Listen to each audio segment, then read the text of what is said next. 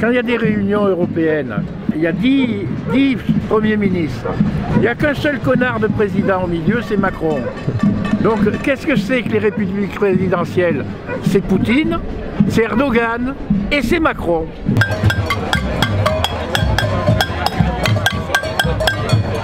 Henri Guimau, membre du NPA. Le 1er mai est un des mouvements qui n'existe pas depuis je ne sais plus combien d'années, où tous les syndicats appellent à un rassemblement du 1er mai. Je crois que ça remonte à des années, je ne sais plus lesquelles. Donc c'est déjà un moment important. Et surtout que ce n'est pas pour moi la fin du combat. Ça doit redonner un souffle le 1er mai, à continuer à recevoir avec des casseroles, avec des mouvements. Il ne faut rien lâcher.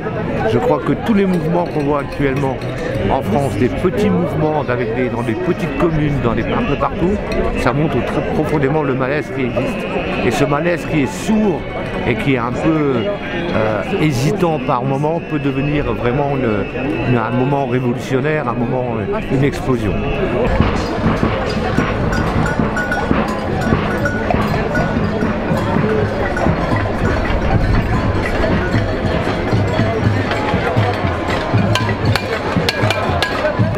Il faut à tout prix éviter aussi que ce soit un boulevard pour le Front National.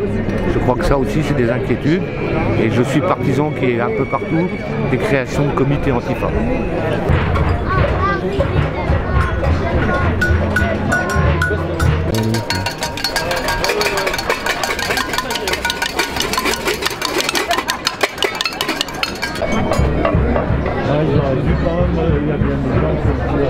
On est là pour réaffirmer le fait qu'on souhaite le retrait de cette réforme et pour continuer à militer pour nos droits, quoi, parce que là la casse sociale qui s'annonce est très prégnante, quoi, donc faut pas lâcher, quoi, faut rester soudés.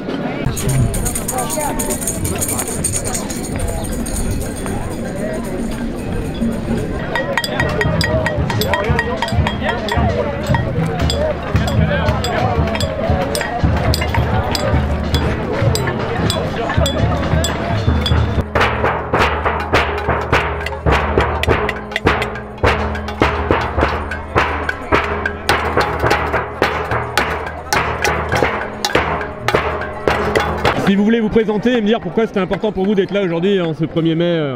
Parce que ce régime pousse un peu loin le bouchon. Voilà, socialement les conditions se dégradent, les services publics sont détériorés, les conditions de travail épouvantables, l'inflation, tout ça, les gens sont à bout. Moi je suis solidaire de ce mouvement.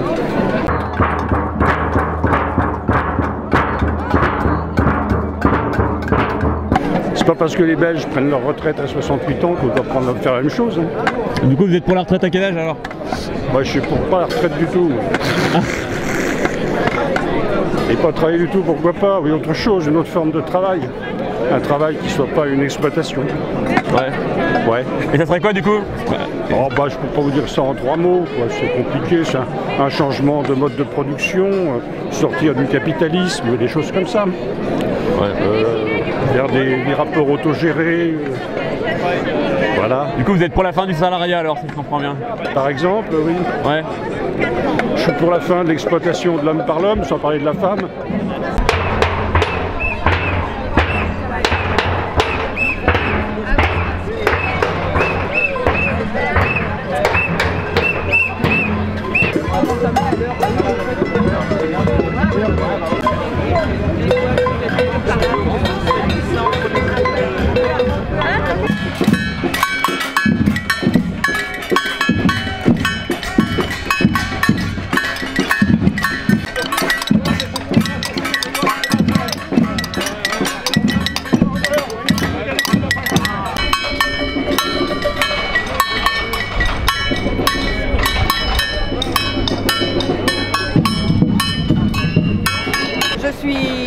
retraitée. Moi, j'ai eu de la chance de pouvoir partir en retraite. Je fais partie d'une association de retraités solidaires, la Loisir Solidarité Retraités.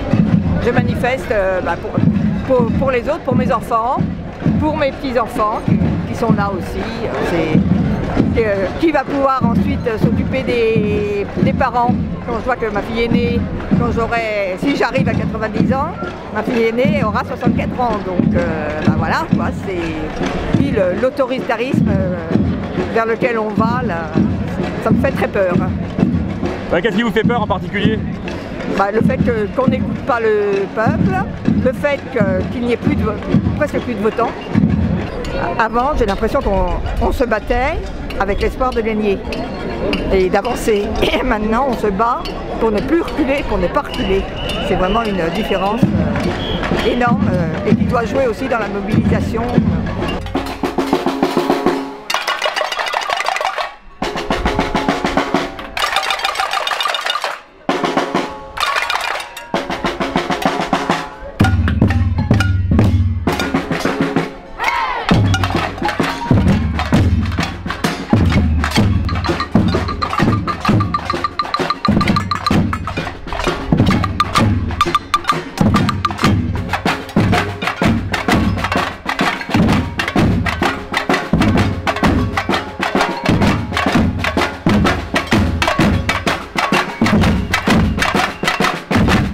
C'est important d'être à Carhaix pour le 1er mai parce que c'est la fête des travailleurs et donc symboliquement on vient fêter le 1er mai la fête des travailleurs.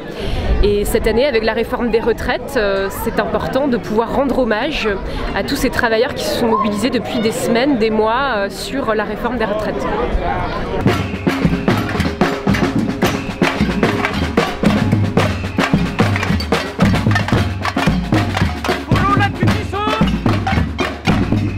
Le but aujourd'hui, c'est d'abroger cette loi. Et nous avons encore quelques marges de négociation. Et le gouvernement, il faut qu'il se rende compte que dans l'opinion publique, cette promulgation de la loi n'est toujours pas passée. Et au Parlement, nous sommes résolument mobilisés aux côtés de l'intersyndicale pour faire abroger cette loi. D'accord. Et c'est quoi du coup concrètement les moyens de faire abroger la loi ? Écoutez, le premier moyen, c'est aujourd'hui la mobilisation sociale, qui n'a pas dit son dernier mot. Et nous sommes particulièrement attentifs au fait que le gouvernement doit recevoir l'intersyndicale pour rediscuter et renégocier de cette réforme avec les représentants des salariés.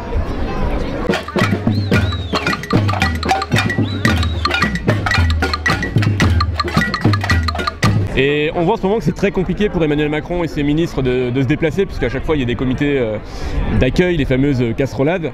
Est-ce que vous pensez que Emmanuel Macron, dans ces conditions, peut continuer son mandat jusqu'au bout, sachant qu'il lui reste encore 4 ans ? Emmanuel Macron a été élu par les Français, donc il est légitime pour poursuivre son mandat.